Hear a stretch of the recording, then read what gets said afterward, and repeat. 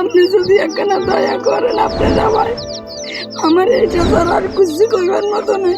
এক সময় ঘরবাড়ি জমি জমা সবই ছিল জসিমউদ্দিনের, কিন্তু মেঘনা নদীর ভয়াবহ ভাঙনে একে একে সব হারিয়ে নিঃস্ব হয়ে পড়েন তিনি। ভিটেমাটি নদী গর্ভে বিলীন হওয়ার পর আশ্রয় নিয়েছিলেন অন্যের জমিতে। সেখান থেকেও বেড়িবাঁধ নির্মাণের কারণে উচ্ছেদ হতে হয় তাকে।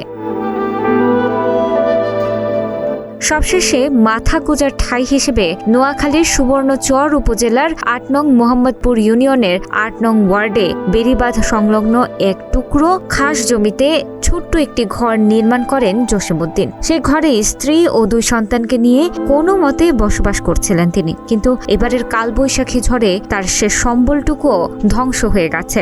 বর্তমানে পরিবারটি খোলা আকাশের নিচে মানবেতর জীবনযাপন করছেন। একটা সরে দূরে জায়গাটা ছিল, সেই জায়গাটাও নদী ভাঙি গেল।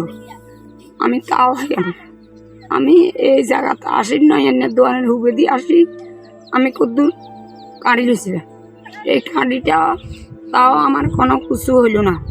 আমি একটা ঘর দিছি, আমার ঘরটা সেই ঘরটাও হরে গেছে।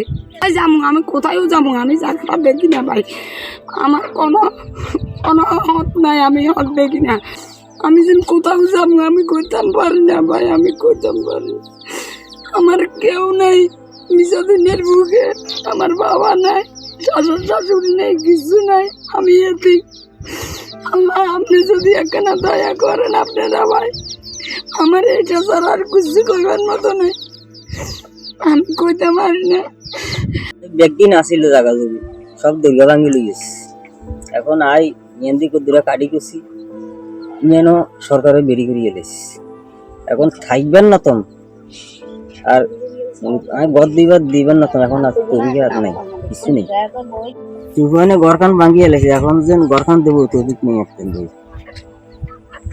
অসহায় পরিবারটির এখন একটাই দাবি, একটি নিরাপদ ও স্থায়ী আশ্রয়। স্থানীয়রা মনে করছেন দুর্যোগ কবলিত এই পরিবারটির পাশে দাঁড়াতে সরকারি সহায়তার পাশাপাশি সমাজের বিত্তবান ব্যক্তি ও সামাজিক সংগঠনগুলোর জরুরি উদ্যোগ প্রয়োজন। মানবিক এই সংকটে জসিমউদ্দিনের পরিবারকে পুনর্বাসনে দ্রুত কার্যকর পদক্ষেপ নেওয়া এখন সময়ের দাবি। অনির সরে কুদু জায়গা আছিল, ওটাও তার বাঙ্গিছুরি সব নদীতে চলে গেছে।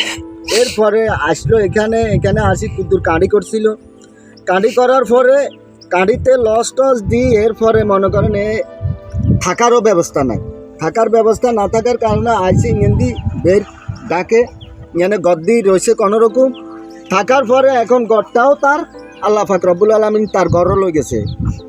এই পরিস্থিতি এখন এই লোকটা কি করবে, আমরাও চাইতেছি মানে যে কোনো বরাদ্দ থেকে যে কোনোভাবে হোক ওই লোকটারে একটু সহযোগিতা করার জন্য মানে আমরাও চেষ্টা করতেছি। কি করব দিয়ে আসতে জসিম বিয়া বলি নাম, ওনার এক দাগ জমি আসছিল, নদী ভাঙ্গি শুয়ে চলে গেছে। এরপরে বেরির ফাঁসে গাড়ি রাখছিল, এরপরে জায়গা করছিল, এবার বেরির তলাত পড়ে গেছে।